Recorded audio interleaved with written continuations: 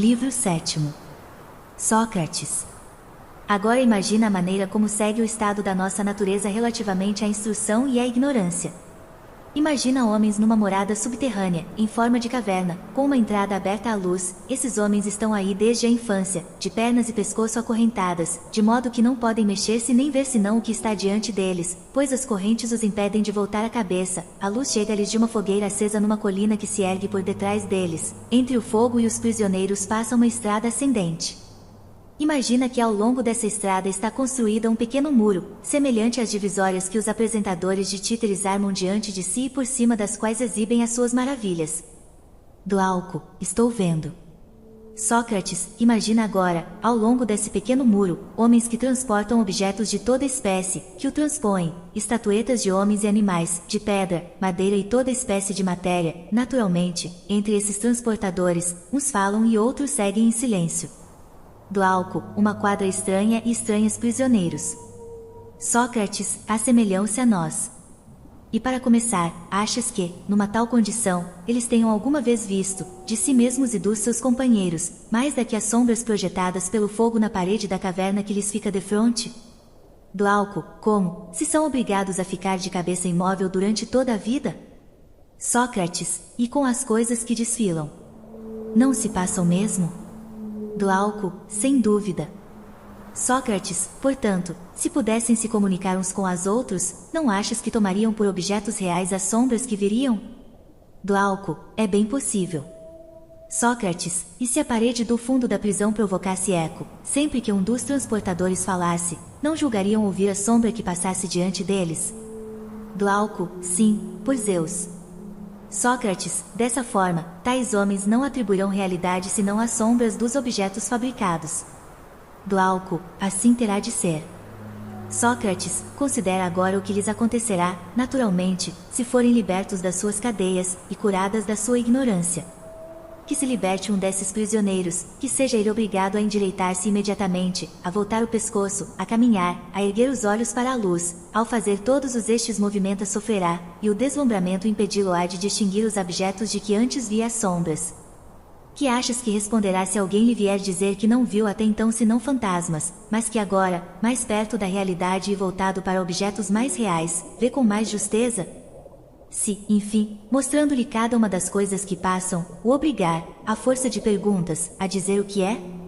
Não achas que ficará embaraçada e que as sombras que via outrora lhe parecerão mais verdadeiras do que os objetos que lhe mostram agora? Glauco, muito mais verdadeiras. Sócrates, e se a forçarem a fixar a luz, os seus olhos não ficarão magoados? Não desviará ele a vista para voltar às coisas que pode fitar e não acreditará que estas são realmente mais distintas do que as que se lhe mostram? Glauco, com toda certeza. Sócrates, e se o arrancarem à força da sua caverna, o obrigarem a subir a encosta rude e escarpada e não o largarem antes de o terem arrastado até a luz do sol, não sofrerá vivamente e não se queixará de tais violências, e quando tiver chegado à luz, poderá, com os olhos ofuscados pelo seu brilho, distinguir uma só das coisas que ora denominamos verdadeiras. Glauco, não o conseguirá, pelo menos de início. Sócrates, terá, creio eu, necessidade de se habituar a ver os objetos da região superior. Começará por distinguir mais facilmente as sombras, em seguida, as imagens dos homens e dos outros objetos que se refletem nas águas, por último, os próprios objetos. Depois disso, poderá, enfrentando a claridade dos astros e da lua, contemplar mais facilmente, durante a noite, os corpos celestes e o próprio céu da que, durante o dia, o sol e a sua luz. Glauco, sem dúvida. Sócrates, por fim, suponho eu, será o sol, e não as suas imagens refletidas nas águas ou em qualquer outra coisa, mas o próprio sol, no seu verdadeiro lugar, que poderá ver e contemplar tal como é, Glauco, necessariamente. Sócrates, depois disso, poderá concluir, a respeito do Sol, que é ele que faz as estações e os anos, que governa tudo no mundo visível e que, de certa maneira, é a causa de tudo o que ele via com os seus companheiros, na caverna. Glauco, é evidente que chegará a essa conclusão. Sócrates, fora, lembrando-se da sua primeira morada, da sabedoria que aí se professa e daqueles que aí foram seus companheiros de cativeiro, não achas que se alegrará com a mudança e lamentará os que lá ficaram? Glauco, sim, com certeza, Sócrates. Sócrates, e se então distribuíssem honras e louvores, se tivessem recompensas para aquele que se apercebesse, com o olhar mais vivo, da passagem das sombras, que melhor se recordasse das que costumavam chegar em primeiro ou em último lugar, ou virem juntas, e que por isso eram mais hábil em adivinhar a sua aparição, e que provocasse a inveja daqueles que, entre os prisioneiros, são venerados e poderosos. Ou então, como o herói de Homero, não preferirá 1000 vezes ser um simples criado de charrua, a serviço de um pobre lavrador, e sofrer tudo no mundo, a voltar às antigas ilusões e viver como vivia? Glauco, sou da tua opinião. Preferirá sofrer tudo a ter de viver dessa maneira. Sócrates, imagina ainda que esse homem volta à caverna e vai sentar-se no seu antigo lugar, não ficará com os olhos cegos pelas trevas ao se afastar bruscamente da luz do sol? Glauco, por certo que sim. Sócrates, e se tiver de entrar de novo em competição com os prisioneiros que não se libertaram de suas correntes, para julgar essas sombras, estando ainda sua vista confusa e antes que os seus olhos se tenham recomposto, pois habituar-se à escuridão exigirá um tempo bastante longo, não fará que os outros se riam à sua custa e digam que, tendo ido lá acima, voltou com a vista estragada, pelo que não vale a pena tentar subir até lá? E se alguém tentar libertar e conduzir para o alto, esse alguém não o mataria, se pudesse fazê-lo? Glauco, sem nenhuma dúvida.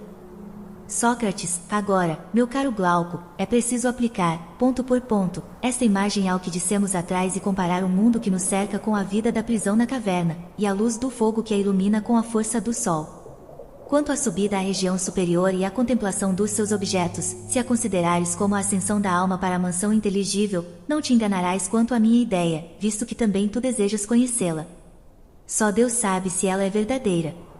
Quanto a mim, a minha opinião é esta: no mundo inteligível, a ideia do bem é a última a ser apreendida, e com dificuldade, mas não se pode apreendê-la sem concluir que ela é a causa de tudo o que de reto e belo existe em todas as coisas. No mundo visível, ela engendrou a luz e o soberano da luz; no mundo inteligível, é ela que é soberana e dispensa a verdade e a inteligência, e é preciso vê-la para se comportar com sabedoria na vida particular e na vida pública.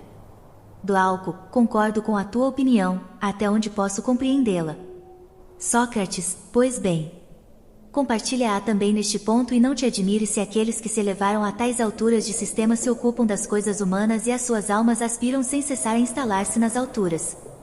Isto é muito natural, se a nossa alegoria for exata. Glauco, com efeito, é muito natural. Sócrates, mas como?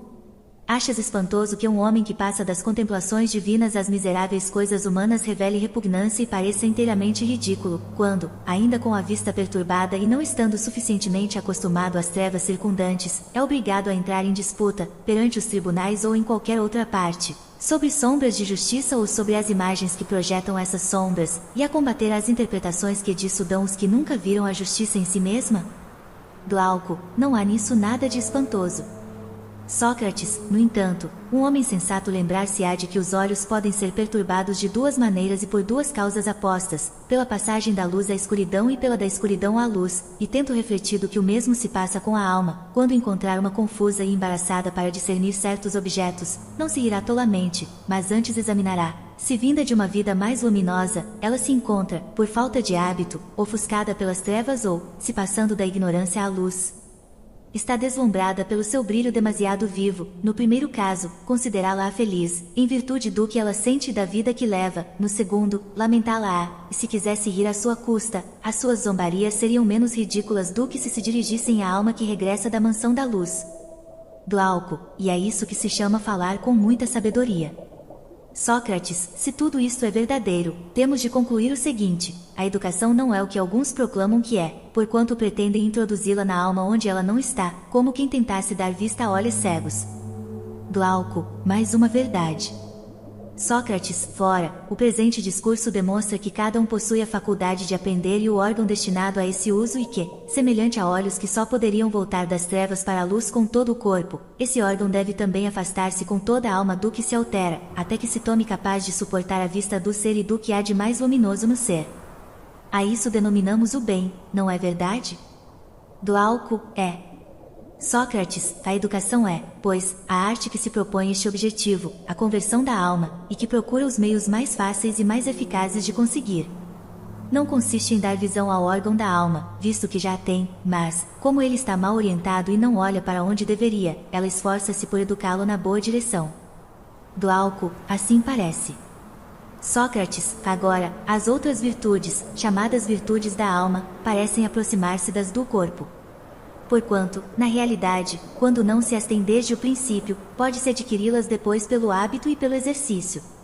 Mas a capacidade de pensar pertence muito provavelmente a algo de mais divino, que nunca perde a sua força e que, segundo a direção que se lhe imprime, se torna útil e vantajoso ou inútil e prejudicial.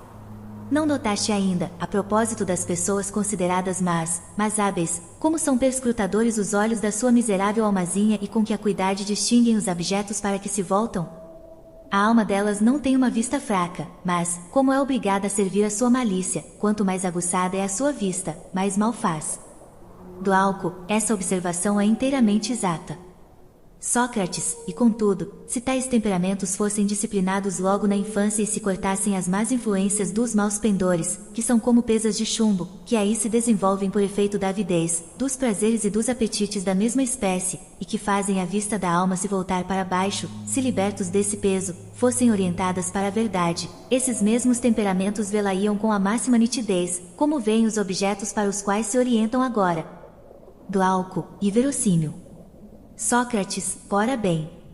Não é igualmente verossímil, de acordo com o que dissemos, que nem as pessoas sem educação e sem conhecimento da verdade, nem as que deixamos passar toda a vida no estudo são aptas para o governo da cidade, umas porque não têm nenhum objetivo determinado a que possam referir tudo o que fazem na vida privada ou na vida pública, as outras porque não consentirão em encarregar-se disso, julgando-se já transportadas em vida para as ilhas dos mais afortunados? Do álcool, é verdade. Sócrates, será nossa tarefa, portanto, obrigar os mais bem dotados a orientarem-se para essa ciência que há pouco reconhecemos como a mais sublime, a verem o bem e a procederem a essa ascensão, mas, depois de se terem assim elevado e contemplado suficientemente o bem, evitemos permitir-lhes o que hoje se lhes permite. Do álcool, o quê? Sócrates, ficar lá em cima, negar-se a descer de novo até os prisioneiros e compartilhar com eles trabalhos e honras, seja qual for a casa em que isso deva ser feita. Do álcool, como assim? Cometeremos em relação a eles a injustiça de os forçar a levar uma vida miserável, quando poderiam desfrutar uma condição mais feliz? Sócrates, esqueces uma vez mais, meu amigo, que a lei não se ocupa de garantir uma felicidade excepcional a uma classe de cidadãos, mas esforça-se por realizar a felicidade de toda a cidade, unindo os cidadãos pela persuasão ou a sujeição e levando-os a compartilhar as vantagens que cada classe pode proporcionar à comunidade, e que, se ela forma tais homens na cidade, não é para lhes dar a liberdade de se voltarem para o lado que lhes agrada, mas para os levar a participar na fortificação do laçado Estado. Do álcool, é verdade, tinha-me esquecido disso. Sócrates, aliás, do álcool, nota que não seremos culpados de injustiça para com os filósofos que se formarem entre nós, mas teremos justas razões apresentas-lhes, forçando-os a encarregar-se da orientação e da guarda dos outros. Diremos a eles, nas outras cidades, é natural que aqueles que se tornaram filósofos não participem nos trabalhos da vida pública, visto que se formaram a si mesmos, apesar do governo dessas cidades, e ora, é justa que aquele que se forma a si mesmo e não deve o sustento a ninguém não queira pagar o preço disso a quem quer que seja. Mas vós fostes formados por nós, tanto no interesse do Estado como no vosso, para serdes o que são, os reis nas colmeias, demos-vos uma educação melhor e mais perfeita que a desses filósofos e tornamos-vos mais capazes de aliar a condução dos negócios ao estudo da filosofia. Por isso, é preciso que desçais, cada um por sua vez, a morada comum e vos acostumeis às trevas que aí reinam. Quando vos tiverdes familiarizado com elas, vereis 1000 vezes melhor que os habitantes desse lugar e conhecereis a natureza de cada imagem e de que objeto ela e a imagem, porque tereis contemplado verdadeiramente o belo, o justo e o bem. Assim, a governo desta cidade, que é a vossa e a nossa, será uma realidade, e não um apenas sonho, como o das cidades atuais, onde os chefes se batem por sombras e disputam a autoridade, que consideram um grande bem. A verdade é esta, a cidade onde os que devem mandar são os menos apressados na busca do poder é a mais bem governada e a menos sujeita à sedição, e aquela onde os chefes revelam disposições contrárias está ela mesma numa situação contrária. Do álcool, perfeitamente. Sócrates, achas então que os nossos alunos resistirão a estas razões e se recusarão a participar, alternadamente, nos trabalhos do Estado, passando, por outro lado, juntos a maior parte do seu tempo na região da pura luz? Do álcool, impossível, porque as nossas prescrições são justas e dirigem-se a homens justos. Mas é cedo que cada um deles só chegará ao poder por necessidade, contrariamente ao que fazem hoje os chefes em todos os estados.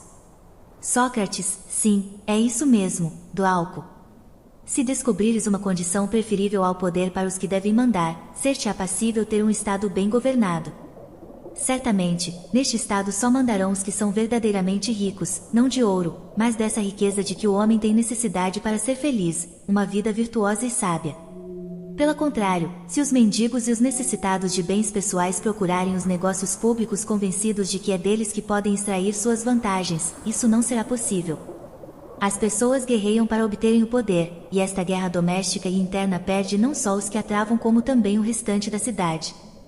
Glauco, nada mais verdadeiro. Sócrates, conheces outra condição, além da do verdadeiro filósofo, para inspirar o desprezo pelos cargos públicos? Glauco, não, por Zeus. Sócrates, por outro lado, é preciso que as que estão enamorados do poder não lhe façam a corte, pois de outro modo haverá lutas entre pretendentes rivais. Glauco, sem dúvida. Sócrates, por conseguinte, a quem imporás a guarda da cidade, a não ser aos que melhor conhecem os meios de bem governar um estado e que têm outras honras e uma condição preferível à do homem público? Glauco, a mais ninguém. Sócrates, queres que examinemos agora como se formarão homens com este caráter e como os faremos subir para a luz, como se diz daqueles que do Hades subiram à mansão dos deuses? Glauco, por que não quereria eu? Sócrates, não será, certamente, um simples jogo, rápido e fortuito. Tratar-se-á de operar a conversão da alma de um dia tão tememos como a noite para o dia verdadeiro, isto é, elevá-la até o ser. E é a isso que chamaremos a verdadeira filosofia. Glauco, perfeitamente Sócrates, temos de examinar entre as ciências qual é que está em condições de produzir este efeito. Glauco, sem dúvida. Sócrates, qual é a ciência que arrasta a alma daquilo que é passageiro para aquilo que é essencial? Mas, por falar nisso, ocorre-me o seguinte, não dissemos que os nossos filósofos deviam ser, quando jovens, atletas guerreiros? Glauco, sim, dissemos. Sócrates, portanto, é preciso que a ciência que procuramos, além desta primeira vantagem, tenha ainda outra. Glauco, qual? Sócrates, a de não ser inútil a homens de guerra. Glauco, por certo que é preciso, se for possível. Sócrates, fora, foi pela ginástica e pela música que os formamos de início. Glauco, sim, foi. Sócrates, mas a ginástica tem por objetivo cuidar do que se transforma e morre, visto que se ocupa do desenvolvimento e do definhamento do corpo. Glauco, evidentemente. Sócrates, portanto, não é a ciência que procuramos. Glauco, não, por certo. Sócrates, será a música, tal como a descrevemos mais acima? Glauco, mas ela não era, se bem te lembras, senão a contrapartida da ginástica, formando os soldados pelo hábito e comunicando-lhes, por meio da harmonia, uma certa consonância, e não a ciência, e uma certa regularidade por meio do íntimo, e nos discursos os seus intentos eram semelhantes, quer se tratasse de narrativas fabulosas ou verdadeiras, mas não comportava nenhum ensinamento que conduzisse ao objetivo que agora te propões. Sócrates, lembras-me com toda a exatidão o que disse. Mas na verdade, não comportava nenhum. Mas então, prezado Glauco, qual será esse estudo, já que as artes pareceram-nos todas mecânicas? Glauco, pois que? Mas que outro estudo nos resta se nos afastarmos da música, da ginástica e das artes? Sócrates. Bem, se não encontrarmos nada fora disso, tomemos um desses estudos que abrangem tudo. Glauco, qual? Sócrates, por exemplo, esse estudo comum, que serve para todas as artes, para todas as operações do espírito e todas as ciências e que é um dos primeiros a que todos os homens devem consagrar-se. Glauco, qual é? Sócrates, esse estudo vulgar que ensina a distinguir 1, 2 e 3. Quero dizer, numa palavra, a ciência dos números e do cálculo. Não é verdade que nenhuma arte, nenhuma ciência, pode passar sem ela? Glauco, com certeza. Sócrates, inclusive, nem a arte da guerra? Glauco, é forçoso que assim seja. Sócrates, na verdade, Palamedes, o herói da guerra de Troia, sempre que aparece nas tragédias apresenta-nos Agamenon sob o aspecto de um general muito divertido. com efeito, não pretende que foi ele, Palamedes, quem, depois de ter inventado os números, dispôs o exército em ordem de batalha diante de Ílion e fez a contagem dos navios e do resto como se antes dele nada tivesse sido contado e Agamenon não sabia quantos pés tinha, visto que não sabia contar? Que general seria este, na tua opinião? Glauco, um general singular, se isso fosse verdade. Sócrates, nesse caso, consideraremos necessária ao guerreiro a ciência do cálculo e dos números. Glauco, e a ele absolutamente indispensável, se quiser perceber alguma coisa da ordenação de um exército, ou, antes, se quiser ser homem. Sócrates, agora, estás a fazer a mesma observação que eu a propósito desta ciência? Glauco, qual?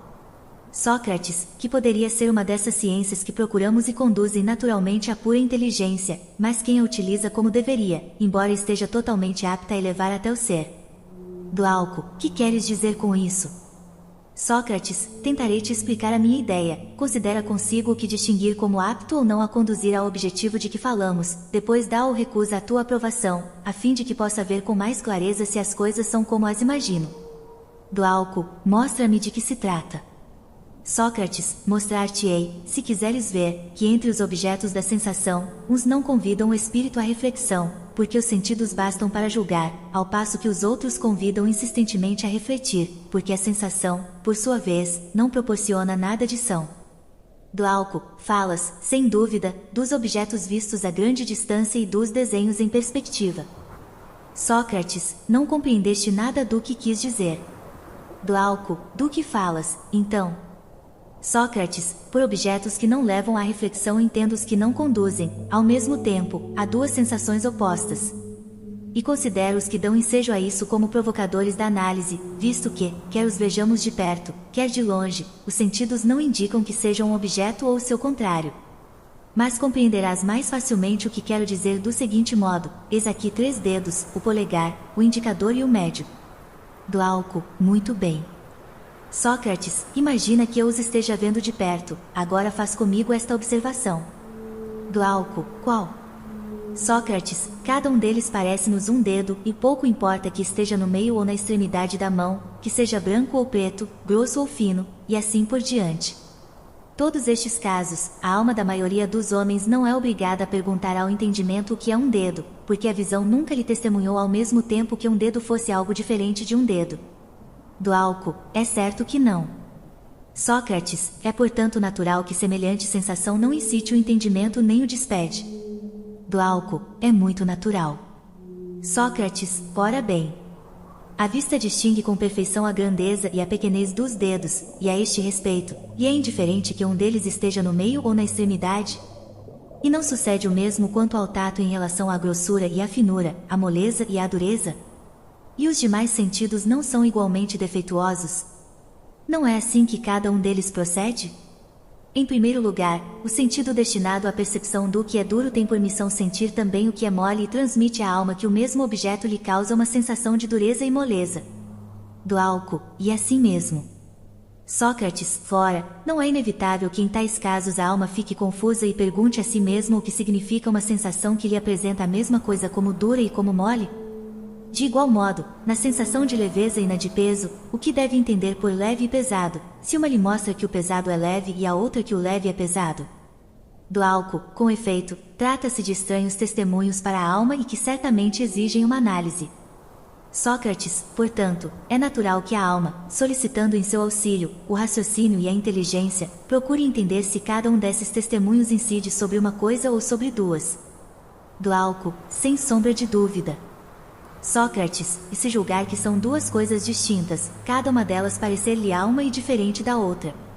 Glauco, assim é, Sócrates, portanto, se cada uma lhe parecer urna, e ambas lhe parecerem duas, concebê-las-á como separadas, e assim, se não estivessem separadas, não as conceberia como sendo duas, mas urna.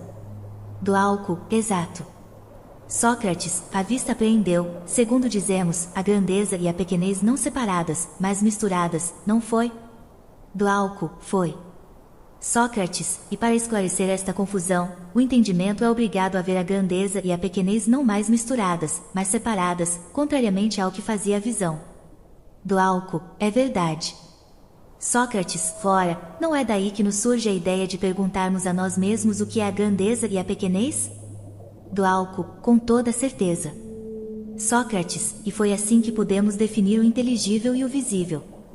Glauco, precisamente. Sócrates, aí está o que eu queria fazer compreender há pouco, quando dizia que certos objetos convidam a alma à reflexão, e outros não, distinguindo como aptos a convidá-los que originam ao mesmo tempo duas sensações opostas e os que não as originam como incapazes de despertar o entendimento. Glauco, agora compreendo e sou da tua opinião. Sócrates. E o número e a unidade, onde os colocas? Glauco, não sei.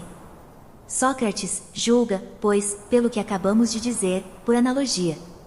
Se a unidade é apreendida em si mesma, de maneira satisfatória, pela visão ou por qualquer outro sentido, não atrairá a nossa alma para a essência, tal como o dedo que citávamos há pouco, mas se a visão da unidade oferece sempre uma contradição, de modo que não pareça mais unidade do que multiplicidade, então será preciso alguém para decidir. O espírito fica, nessa situação, forçosamente embaraçada, e despertando em si mesmo o entendimento, é constrangido a indagar o que vem a ser a unidade, e é assim que a percepção intelectual da unidade é das que conduzem e orientam o espírito para a contemplação do ser. Glauco, certamente a visão da unidade possui esse poder em altíssimo grau, pois que vemos a mesma coisa ao mesmo tempo una e múltipla até o infinito. Sócrates, e tu achas que, sendo assim para a unidade, passa-se o mesmo com todos os números?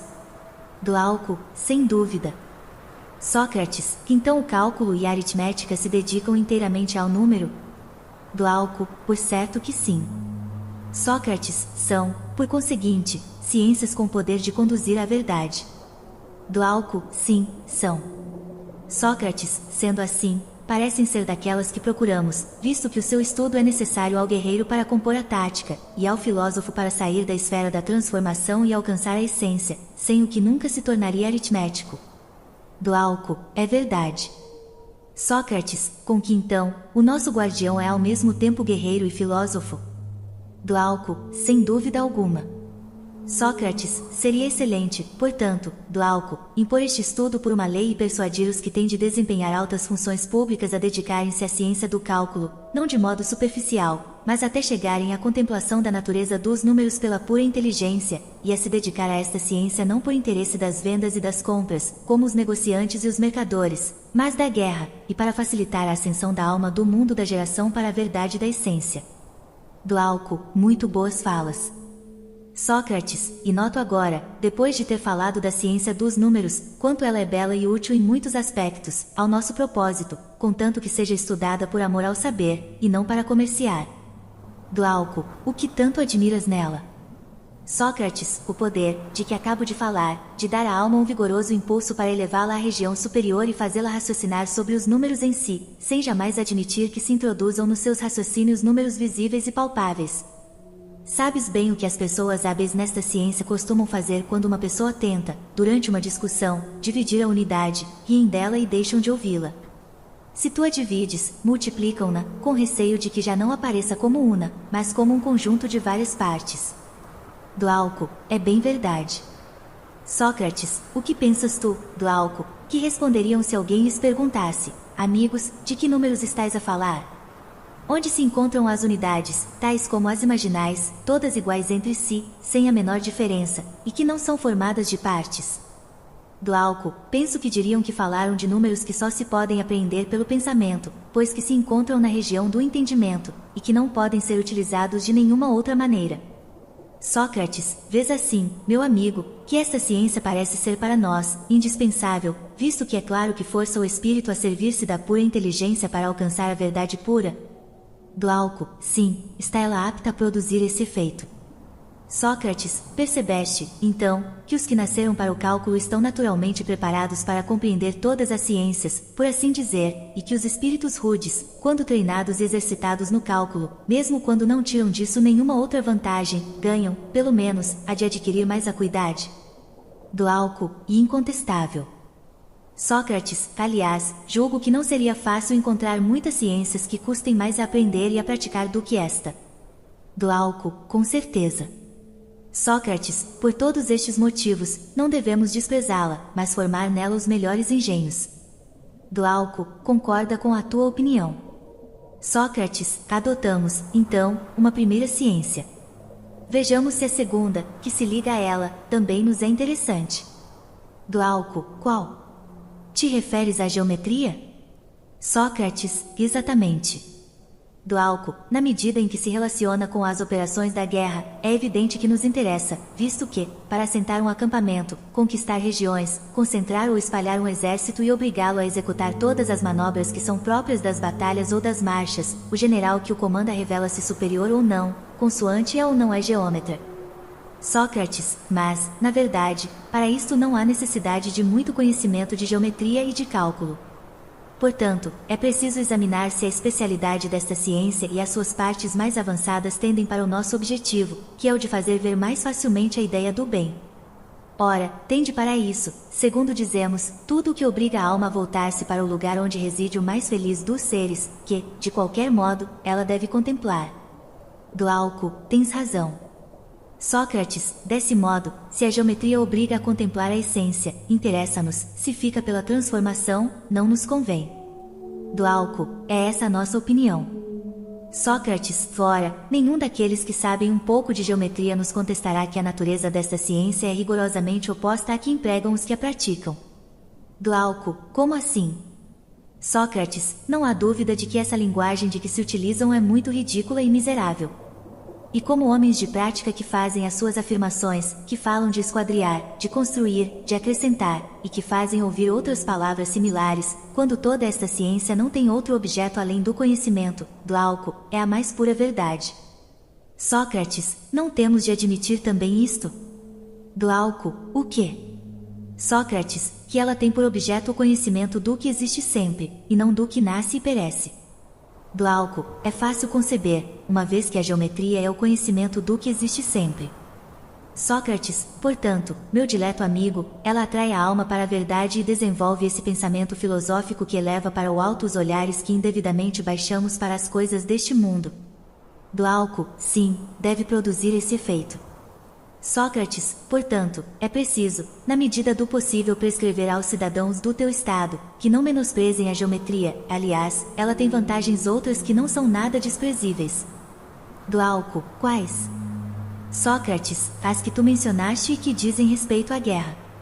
Além disso, no que concerne a compreender melhor as demais ciências, sabemos que há uma diferença fundamental entre aquele que é versado na geometria e aquele que não é. Glauco, sim, por Zeus. Sócrates, prescreveremos, então, essa segunda ciência aos jovens. Glauco, assim sem Sócrates, dize-me, será a astronomia a terceira ciência? Que achas? Glauco, na minha opinião, sim, pois que saber reconhecer com habilidade o momento do mês e do ano em que se está é coisa de interesse não do lavrador e do navegador, mas também, e não menos, do general. Sócrates, tu me divertes.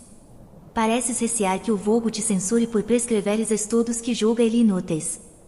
Vê, importa muito, ainda que seja difícil, crer que os estudos de que falamos purificam e reavivam em cada um de nós um órgão da alma corrompido e ofuscado pelas demais ocupações, órgão esse cuja conservação é 1000 vezes mais preciosa do que a daquele responsável pela visão, visto que é unicamente por ele que se descobre a verdade.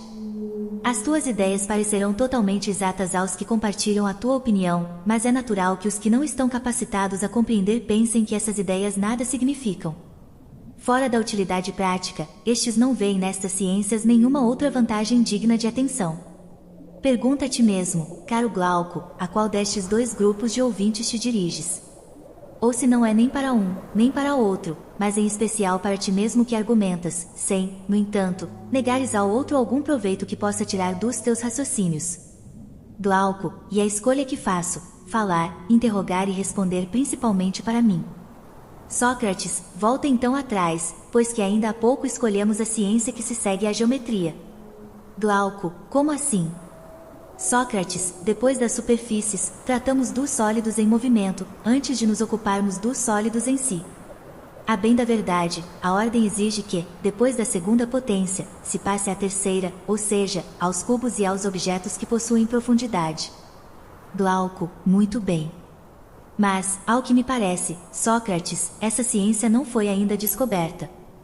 Sócrates, se é assim, isso deve-se a dois motivos. Em primeiro lugar, nenhum Estado honra estas pesquisas, e como são difíceis, trabalha-se bem pouco nelas. Em segundo lugar, os investigadores precisam de um diretor, sem o qual os seus esforços serão baldados. Temos conosco que é difícil encontrá-lo. E se o encontrássemos, no estado atual das coisas, os que se ocupam destas investigações não lhe obedeceriam por terem demasiada arrogância. Mas se o Estado inteiro cooperasse com esse diretor e honrasse essa ciência, eles o obedeceriam, e as questões que esta aventa, estudadas com sequência e vigor, seriam esclarecidas. Pois, mesmo nos dias de hoje desprezada pelo vulgo, truncada por investigadores que não entendem a sua utilidade, apesar de tudo isso, e só pela força de seu encanto, ela exerce o seu fascínio. Portanto, não é de admirar que esteja na situação em que a vemos. Glauco, é verdade que exerce um tão extraordinário encanto. Mas explica-me melhor o que dizias há pouco. Colocavas em primeiro lugar a ciência das superfícies, a geometria? Sócrates, sim. Glauco, e a astronomia logo em seguida. Depois, voltaste atrás. Sócrates, é que, na minha ânsia de expor depressa tudo isto, recuo em vez de avançar. Realmente, depois da geometria temos a ciência que estuda a dimensão de profundidade, mas como está ainda não deu lugar senão a pesquisas ridículas, deixei-a por hora, para passar à astronomia, que é o movimento dos sólidos. Glauco, e exato. Sócrates, ponhamos, assim, a astronomia em quarto lugar, pressupondo que a ciência que deixamos agora de lado existirá quando a cidade se ocupar dela. Glauco, e certo. Mas, como me censuraste há pouco por fazer o elogio desajeitado da astronomia, vou louvá-la agora em conformidade com o teu ponto de vista. Parece-me evidente para toda a gente que ela força a alma a olhar para o alto e dessa maneira a passar das coisas deste mundo às coisas do céu. Sócrates, talvez seja evidente para toda a gente, mas não é para mim, pois não penso assim. Glauco, como pensas, então? Sócrates, do modo como a tratam os que pretendem fazê-la passar por filosofia, ela nos faz, a meu ver, olhar para baixo. Glauco, como pode ser isso? Sócrates, francamente, nobre Glauco. Tu te mostras deveras audacioso na tua concepção do estudo das coisas do alto. Pareces crer que um homem que estivesse a olhar para os ornamentos de um teto, com a cabeça inclinada para trás, e aí enxergasse alguma coisa, não estaria utilizando os olhos ao fazê-lo, e sim a razão. Talvez, no entanto, tu estejas certo, e eu pense tolamente, mas não posso reconhecer outra ciência que faça olhar para o alto, a não ser a que tem por objeto o ser e o invisível. E se alguém se puser a estudar uma coisa sensível olhando para cima, de boca aberta, ou para baixo, de boca fechada, afirmo que nunca aprenderá, porque a ciência não tem nada a ver com o que é sensível, e a sua alma não olha para cima, mas para baixo, ainda que estude deitado de costas no chão ou flutuando de costas no mar. Glauco, tu tens razão em me criticares, e tive o que mereci. Mas tu disseste que era preciso reformar o estudo da astronomia para tomar útil ao nosso propósito. Sócrates, assim, os ornamentos do céu devem ser considerados os mais belos e perfeitos dos objetos da sua natureza, mas são muito inferiores aos verdadeiros ornamentos, aos movimentos segundo os quais a velocidade pura e a lentidão pura, no número verdadeiro e em todas as formas verdadeiras, se movem em relação uma com a outra e movem o que está nelas, já que pertencem ao mundo visível. Ora, estas coisas são apreendidas pela inteligência e pelo raciocínio, e não pela visão, ou será que pensas o contrário? Glauco, de modo nenhum. Sócrates, é preciso servir-nos dos ornamentos do céu como de exemplos no estudo dessas coisas invisíveis, como faríamos se encontrássemos desenhos feitos com habilidade incomparável por Dédalo ou por qualquer outro artista, ou pintor ao vê-los. Um geômetra consideraria que são verdadeiras obras-primas, mas julgaria ridículo estudá-los com seriedade, com o intuito de descobrir neles a verdade sobre as relações das quantidades iguais, duplas ou qualquer outra proporção. Glauco, e haveria mesmo de ser ridículo. Sócrates, e não crees que o verdadeiro astrônomo pensaria o mesmo ao considerar os movimentos dos astros? Pensará que o céu e o que ele contém foram dispostos pelo demiurgo com toda a beleza que se pode pôr em tais obras, mas, em se tratando das relações do dia com a noite, do dia e da noite com os meses, dos meses com o ano e dos outros astros com o sol, a lua e eles mesmos, não considerará que é absurdo acreditar que essas relações são sempre as mesmas e nunca mudam, uma vez que são materiais e visíveis, e procurar por toda maneira descobrir aí a verdade? Glauco, e essa é a minha opinião, pois que te compreendi. Sócrates, assim, nos dedicaremos tanto à astronomia como à geometria, com o auxílio de problemas, e deixaremos de lado os fenômenos do céu, se quisermos aprender realmente esta ciência e tornar útil a parte inteligente da nossa alma que até então era inútil. Glauco, não há dúvida de que determinas aos astrônomos uma tarefa muitas vezes mais complicada do que a que ora realizam. Sócrates, e penso que determinaremos o mesmo método para as outras ciências, se legislarmos bem. Mas tu te lembras de mais alguma outra ciência que convenha ao nosso intento? Glauco, não, pelo menos de imediato. Sócrates, contudo, o movimento não apresenta uma única forma, mas tem várias, ao que me parece. Um sábio talvez pudesse enumerá-las todas. Mas duas aqui conhecemos. Glauco, quais são? Sócrates, além da que acabamos de mencionar, há uma outra que lhe é equivalente. Glauco, dize-me qual. Sócrates, parece que, como os olhos foram formados para a astronomia, os ouvidos foram moldados para o movimento harmônico, e que estas ciências são irmãs, como afirmam os pitagóricos e como nós, Glauco, o admitimos. Não é assim? Glauco, sim, é. Sócrates, como o assunto é importante, aceitaremos a sua opinião neste ponto e em outros, se necessário se fizer, mas, de qualquer modo, manteremos o nosso princípio. Glauco, qual? Sócrates, o de cuidar para que os nossos alunos não se envolvam com estudos neste gênero, que seriam incompletos e não conduziriam ao fim a que devem conduzir todos os nossos conhecimentos, como há pouco afirmávamos a respeito da astronomia. Não sabes, meu amigo, que os músicos não tratam melhor a harmonia? Quando se põem a medir os acordes e os tons que o ouvido apreendeu, fazem um trabalho inútil, como os astrônomos. Glauco, e de fato, é ridículo que falem de intervalos e apurem o ouvido como se procurassem um som nos arredores. Uns afirmam que, entre duas notas, apreendem uma intermédia, que é um intervalo menor e que deve ser tomado como medida, os demais sustentam que é semelhante aos sons precedentes, mas estes e aqueles põem o ouvido acima do espírito. Sócrates, tu te referes aos honrados músicos que perseguem e torturam as cordas, retorcendo-as sobre as cavilhas. Poderia levar mais longe a metáfora e dizer das pancadas de arco que eles lhes dão, das acusações que eles lhes fazem, das recusas e da jactância das cordas, mas desisto e declaro que não é deles que quero falar, mas daqueles que instantes atrás nos propunhamos interrogar a respeito da harmonia. Estes fazem a mesma coisa que os astrônomos, procuram números nos acordes que ouvem, mas não se erguem até os problemas, que consistem em saber quais são os números harmônicos e os que não o são e de onde se origina a diferença entre eles. Glauco, falas de uma pesquisa sublime. Sócrates, julgo-a útil para descobrir o belo e o bem, mas, tendo outra finalidade, se tornará inútil. Glauco, assim é. Sócrates, tenho para mim que, se o estudo de todas as ciências que examinamos conduz à descoberta das relações e do parentesco existente entre elas e mostra a natureza do elo que as une, este estudo nos ajudará a alcançar o objetivo que nos propomos, e o nosso trabalho não será inútil, caso contrário, teremos labutado em vão. Glauco, presumo mesmo, Sócrates, mas é um trabalho árduo o que propões. Sócrates, tu te referes ao trabalho preliminar ou ao outro? Não sabemos que todos estes estudos são apenas o prelúdio da área que é preciso aprender? Com toda certeza, na tua opinião, os hábeis nestas ciências não são dialéticos. Glauco, não, por Zeus. Com exceção de um número muito pequeno deles que encontrei. Sócrates, porém, tu crês que pessoas que são incapazes de dar razão, ou se mostrar razoáveis possam vir a conhecer o que dizemos que é preciso saber? Glauco, não creio. Sócrates, fora, caro Glauco, não é então essa área que a dialética executa?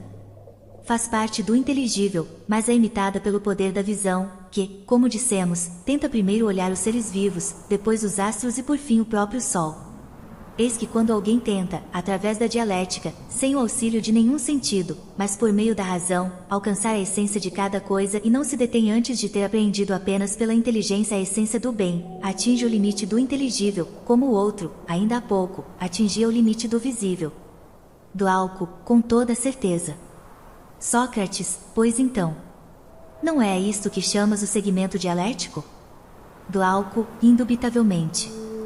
Sócrates, recordaste do homem da caverna, a sua libertação das correntes, a sua conversão das sombras para as figuras artificiais e a luz que as projeta, a sua ascensão para o sol e daí a incapacidade em que se vê ainda de olhar para os animais, as plantas e a luz do sol, que o força a mirar nas águas as suas imagens divinas e as sombras de coisas reais, e não mais as sombras projetadas por uma luz que, comparada com o sol, não é senão uma imagem também. São precisamente estes os efeitos do estudo das ciências que acabamos de examinar, elevam a pane mais sublime da alma até a contemplação do mais excelente de todos os seres, como há instantes vimos o mais perspicaz dos órgãos do corpo erguer-se à contemplação do que há de mais luminoso na região do material e do visível. Glauco, aceito, embora me pareça difícil de admitir, mas, ao mesmo tempo, também me parece difícil de rejeitar.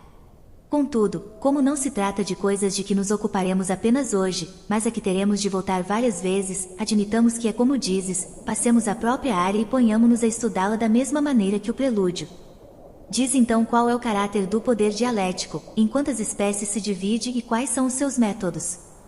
Esses métodos, ao que me parece, conduzem a um ponto em que o viajante encontra o repouso para as fadigas do caminho e o termo da sua busca.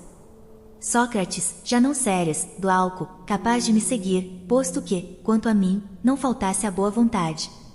Ocorre que já não seria a imagem daquilo que dizemos que tu verias, mas a própria verdade ou, pelo menos, tal como me parece.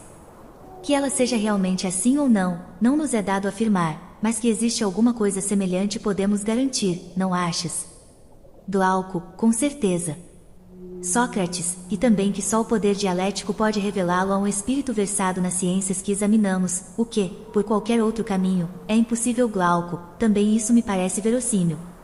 Sócrates, pelo menos, há um ponto que, creio, ninguém contestará, além dos métodos que acabamos de examinar, existe outro, que procura apreender cientificamente a essência de cada coisa. As demais artes ocupam-se apenas dos desejos dos homens e dos seus gostos e estão voltadas por inteiro para a produção e a fabricação ou a conservação dos objetos naturais e artificiais. Quanto aos que fazem parte da exceção e que, como dissemos, apreendem algo da essência, a geometria e as artes que lhes são afins, vemos que só conhecem o ser por sonhos e que lhes será impossível ter dele uma visão real enquanto considerarem intangíveis as hipóteses que não os tocam, pois que se veem impossibilitados de explicar o motivo.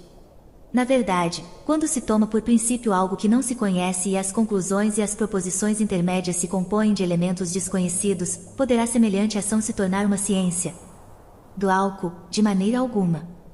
Sócrates, portanto, o método dialético é o único que se eleva, destruindo as hipóteses, até o próprio princípio para estabelecer com solidez as suas conclusões, e que realmente afasta, pouco a pouco, o olhar da alma da lama grosseira em que está mergulhado e o eleva para a região superior, usando como auxiliares para esta conversão as artes que enumeramos.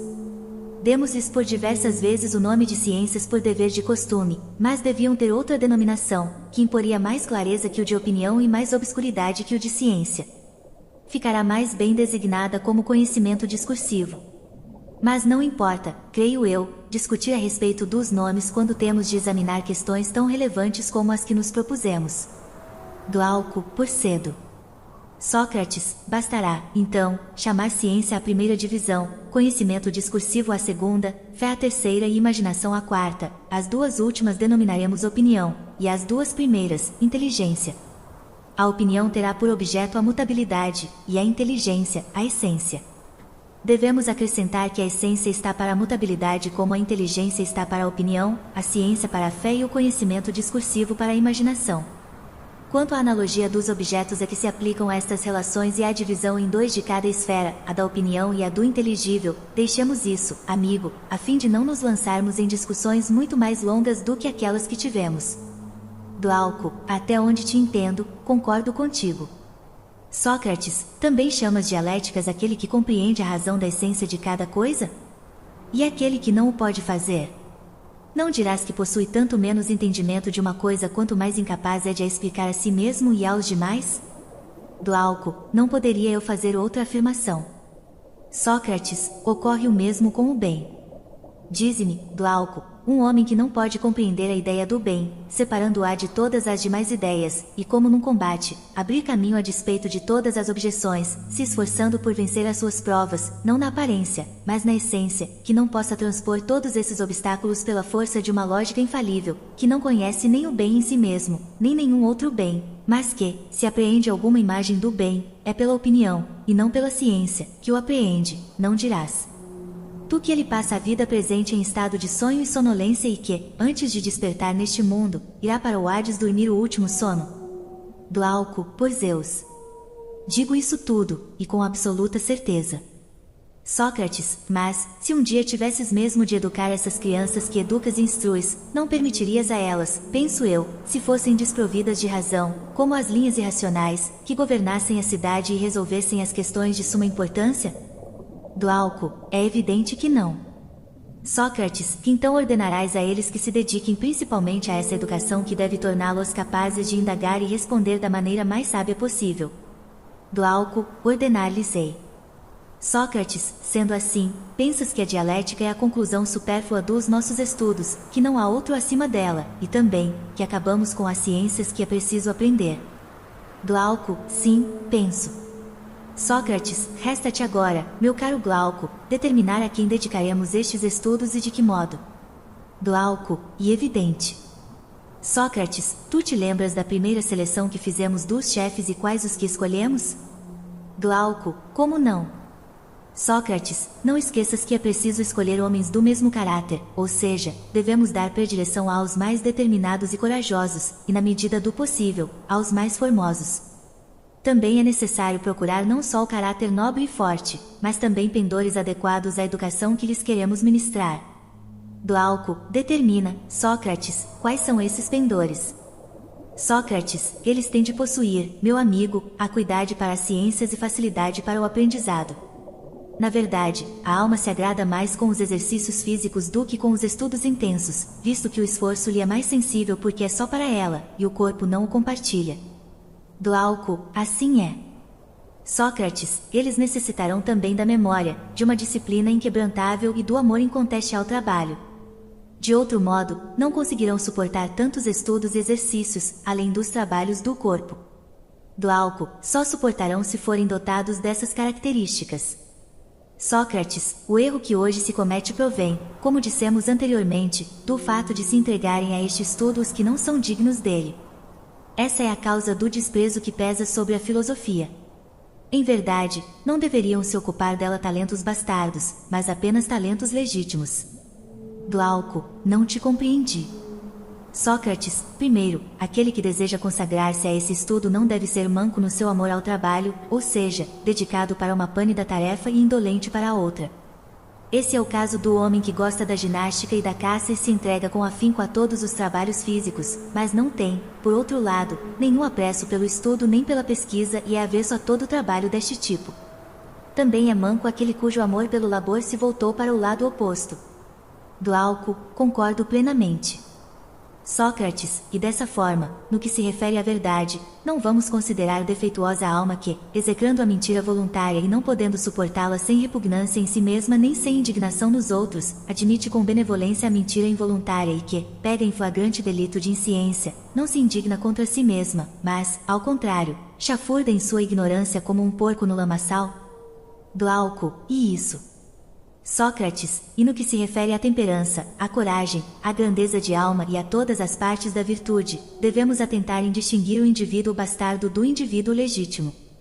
Por não saberem diferenciá-los, os particulares e os estados não veem que acabam escolhendo, sempre que lhes é preciso recorrer a funções deste tipo, gente claudicante e bastarda, aqueles como amigos, estes como chefes. Glauco, isso é muito comum. Sócrates, assim sendo, devemos tomar sérias precauções contra todos esses equívocos. Se consagrarmos a estudos e a exercícios desta monta só homens bem constituídos de físico e intelecto, a própria justiça não terá censura alguns a nos fazer e manteremos o Estado e a Constituição.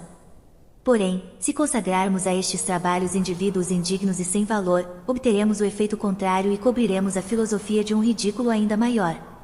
Glauco, seria então uma grande vergonha. Sócrates, sem dúvida, mas me parece que neste momento também eu estou sendo ridículo. Glauco, por quê? Sócrates, esqueci-me de que fazíamos uma simples brincadeira e falei com muito vigor. Enquanto falava, olhei para a filosofia, e vendo-a aviltada de maneira tão indigna, penso que me exaltei, quase me encolerizando, e falei contra os culpados com desmedida vivacidade. Glauco, não, por Zeus. Não é nisso que creio. Sócrates, mas é no que crê o orador. De qualquer maneira, não devemos esquecer que, na nossa primeira seleção, elegemos pessoas idosas e que aqui isso não será possível. Não devemos crer em Solon quando diz que um homem velho pode aprender muitas coisas, pois é ele menos capaz de aprender do que de correr. Afinal, os trabalhos grandes e múltiplos competem aos jovens. Glauco, certamente. Sócrates, assim, deverão ser ensinadas aos nossos alunos desde a infância a aritmética, a geometria e todas as ciências que hão de servir de preparação à dialética, mas este ensino deverá ser ministrado de maneira a não haver constrangimento. Glauco, por quê? Sócrates, porque o homem livre não deve ser obrigado a aprender como se fosse escravo. Os exercícios físicos, quando praticados à força, não causam danos ao corpo, mas as lições que se fazem entrar a força na alma nela não permanecerão. Glauco, e a pura verdade. Sócrates, assim, caríssimo, não uses de violência para educar as crianças, mas age de modo que aprendam brincando, pois assim poderás perceber mais facilmente as tendências naturais de cada uma. Glauco, como sempre, tuas palavras têm lógica. Sócrates, tu te lembras do que dissemos mais acima, que era preciso levar as crianças para assistir ao combate em cavalos, e quando se pudesse fazê-lo sem expô-las ao perigo, aproximá-las da luta e fazer com que provem o sangue, como se faz aos cães novos. Glauco, sim, lembro-me. Sócrates, em todos estes labores, estes estudos e receios, aquele que sempre se mostrar mais ágil deverá ser posto num grupo a pane. Glauco, com que idade? Sócrates, quando acabar o curso obrigatório de exercícios ginásticos, pois este tempo de exercício, que deve ser de 2 a 3 anos, não se aplicará em outra coisa, porque a fadiga e o sono são inimigos do estudo. Esta é uma das provas, e não a menor, que consistirá em observar como cada um se comporta na ginástica. Glauco, e certo. Sócrates, ao fim deste tempo, os que tiverem sido escolhidos entre os jovens com aproximadamente 20 anos terão distinções mais honrosas do que os demais e lhes serão apresentadas em conjunto as ciências que estudaram desordenadamente na infância, com o fim de que abarquem num rápido olhar as relações dessas ciências entre elas mesmas e a natureza do ser. Glauco, é certo que só um conhecimento assim se fixa com solidez na alma em que penetra. Sócrates, e também um excelente método de distinguir o espírito que está predisposto à dialética daquele que não está. O espírito que tem capacidade de síntese é dialético, os outros não o são. Glauco, concordo com tua opinião. Sócrates, esta, porém, é uma coisa que terás de examinar. Aqueles que, com as melhores qualidades neste sentido, forem sólidos nas ciências, na guerra e nos outros trabalhos prescritos pela lei, quando completarem 30 anos serão apartados dentre os jovens já escolhidos para elevá-los a maiores honras e se descobrir, experimentando-os por intermédio da dialética, quais são capazes de, sem a ajuda dos olhos nem de nenhum outro sentido, erguer-se até o próprio ser tão somente pelo poder da verdade. E esta é, vê bem, uma tarefa que exige muita atenção, caro Glauco. Glauco, por quê? Sócrates, não percebes o mal que hoje atinge a dialética e os progressos que faz? Glauco, que mal é esse? Sócrates, aqueles que se entregam a ela estão cheios de desordem. Glauco, isso é mesmo verdade. Sócrates, mas te parece que existe nisso algo de surpreendente e não os perdoas? Glauco, de que modo posso perdoá-los? Sócrates, imagina que uma criança adotada, criada no seio das riquezas de uma família numerosa e nobre, no meio de uma multidão de aduladores, descobrisse, ao tornar-se homem, que não é o filho daqueles que se dizem seus pais, sem ter meios de descobrir aqueles que o geraram. Podes adivinhar os sentimentos que experimentaria para com os seus aduladores e os pais adotivos, antes de ter conhecimento da sua adoção e depois disso? Ou queres ouvir o que penso eu a esse respeito? Glauco, dize-me. Sócrates, penso que começará por honrar mais o pai e a mãe verdadeiros e os adotivos do que seus aduladores, que os desprezará menos se encontrarem em dificuldades, que estará menos disposto a faltar-lhes com palavras e ações, que lhes desobedecerá menos, quanto ao essencial, que é aos seus aduladores, enquanto não souber a verdade. Glauco, impossível. Sócrates, porém, quando vier a saber a verdade, adivinho que o seu respeito e as suas honras diminuirão para com os pais e aumentarão para com os aduladores, que obedecerá a estes muito mais do que fazia antes, dirigirá a sua conduta pelos seus conselhos e viverá abertamente na sua companhia, ao mesmo tempo que não se importará com o pai e os supostos antepassados, a não ser que seja de índole muito indulgente. Glauco, dizes a verdade. Mas como se aplica essa comparação aos que se dedicam à dialética? Sócrates, digo-te. Ouvimos desde a infância máximas sobre a justiça e a honestidade, fomos formados por elas como se fossem nossos pais, obedecendo-lhes e respeitando-as. Glauco, assim é. Sócrates, veja, há máximas opostas a essas, que são práticas sedutoras que lisonjeiam a nossa alma e exercem sobre ela atração, mas não convencem os homens minimamente prudentes. Estes honram as máximas paternas e lhes obedecem. Glauco, é verdade. Sócrates, pois bem. Se eu perguntar a um homem destes, o que é a honestidade? Quando ele responder o que aprendeu com o legislador, refutemo-lo muitas vezes e de várias maneiras, levemo-lo a achar que o que considera como tal não é mais honesto que desonesto. Façamos o mesmo para o justo, o bom e todos os princípios que ele mais honra. Depois disto, como ele se comportará em relação a eles no aspecto do respeito e da obediência? Glauco, é evidente que não os respeitará, nem lhes obedecerá da mesma maneira. Sócrates, mas, quando não mais acreditar que estes princípios são dignos de respeito e preciosos à sua alma, sem, contudo, ter descoberto os princípios verdadeiros, será possível que chegue a um gênero de vida diferente do que o lisonjeia? Glauco, não é possível. Sócrates, então, veremos esse homem, de submisso que era, tornar-se rebelde às leis. Glauco, assim terá de ser. Sócrates, portanto, é muito natural o que ocorre às pessoas que se dedicam à dialética, e como eu dizia, elas merecem perdão. Glauco, e compaixão. Sócrates, para não expormos os teus homens de 30 anos a essa compaixão, não é preciso que tomemos todas as precauções possíveis antes de os consagrarmos à dialética? Glauco, com certeza. Sócrates, bem, não é uma precaução importante impedi-los de tomar gosto à dialética enquanto são novos? Deves ter percebido, penso, que os adolescentes, depois de terem experimentado uma vez a dialética, abusam e fazem dela um jogo. Utilizam-se dela para contestar a todo momento, e imitando os que os refutam, por sua vez refutam os outros e sentem prazer, como cãezinhos, em assediar e dilacerar com argumentos todos os que deles se acercam. Glauco, com efeito, sentem com isso um prazer espantoso. Sócrates, depois de terem refutado muita gente e de terem sido refutados muitas vezes também, bem rápido acabam por não mais acreditar em nada do que antes acreditavam. Desse modo, eles e toda a filosofia ficam desacreditados na opinião pública. Glauco, assim é, Sócrates, mas um homem mais velho não quererá se envolver em semelhante costume, imitará aquele que quer discutir e procurar a verdade, e não o que se diverte e contesta por simples prazer. Será mais comedido e tomará a profissão dialética mais honrada, em vez de a rebaixar. Glauco, é verdade. Sócrates, esse mesmo espírito de prevenção nos fez dizer que não se devia admitir nos exercícios da dialética senão índoles disciplinadas e firmes e que não se devia, como agora, deixar aproximar dela alguém que para tal não revele a mínima inclinação. Não foi assim? Glauco, sim, foi. Sócrates, então, o estudo da dialética, quando nos entregamos a ele sem tréguas e com ardor, sem fazer nenhum outro trabalho, da mesma forma como se fazia para os exercícios do corpo, exigirá algo como o dobro dos anos consagrados a estes. Glauco, seriam então 4 ou 6 anos? Sócrates, isso não é importante, vamos dizer que sejam 5 anos. Depois faremos com que desçam de novo à caverna e os obrigaremos a exercer os cargos militares e todas as tarefas adequadas aos jovens, para que, no que diz respeito à experiência, não se atrasem em relação aos outros. Tu os exercitarás na prática dessas tarefas, para ver, se tentados de todos os lados, se mantêm firmes em seu propósito ou se deixam abalar. Glauco, e que tempo será necessário para tal?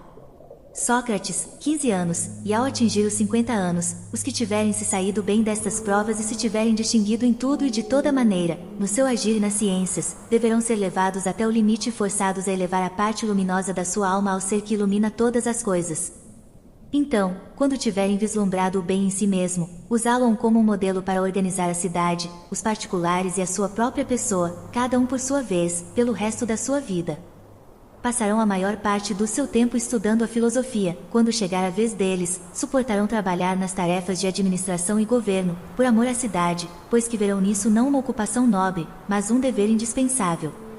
Assim, depois de terem formado sem cessar homens que lhes sejam semelhantes, para lhes deixarem a guarda da cidade, irão habitar as ilhas dos bem-aventurados.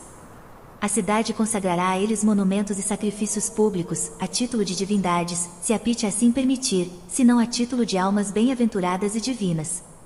Glauco, são mesmo belíssimos, Sócrates, os governantes que modelaste como um escultor. Sócrates, e as governantas também, Glauco, porque não penses tu que o que eu disse se aplica mais aos homens do que às mulheres que tiverem aptidões naturais suficientes. Glauco. Está claro, já que tudo deve ser igual e comum entre elas e os homens. Sócrates, pois. Concordais agora que as nossas ideias concernentes ao Estado e à Constituição não são simples utopias, que a sua realização é difícil, mas possível, de alguma maneira, e não de modo diferente do que foi dito? Que, quando os verdadeiros filósofos, quer vários, quer apenas um, tomados senhores de um Estado, desprezarem as honras que ora procuram, considerando-as indignas de um homem livre e desprovidas de todo valor, fizerem maior caso do dever e das honras, que são na verdade a sua recompensa, e considerando a justiça como o bem mais importante e mais necessário, servindo-a e trabalhando para a sua prosperidade, organizarão a sua cidade de acordo com as leis? Glauco, como? Sócrates, todos os que na cidade tiverem passado da idade de 10 anos serão mandados para os campos. Estando distantes da influência dos costumes atuais, que são os dos pais, serão educados conforme com seus próprios costumes e os seus princípios, que são os que expusemos há pouco. Este será, sem dúvida, o meio mais rápido e mais fácil de estabelecer um Estado regido pela Constituição de que falamos, de o tornar feliz e garantir as maiores vantagens ao seu povo. Glauco, sim, é certo. E parece-me, Sócrates, que mostraste bem como se realizará, se um dia isso vier a ocorrer. Sócrates, não discutimos o suficiente sobre esta cidade e o homem que se lhe assemelha? Em verdade, é fácil ver que homem deve ser esse segundo os nossos princípios. Glauco, sim, e mais uma vez, tens razão, o assunto parece-me esgotado.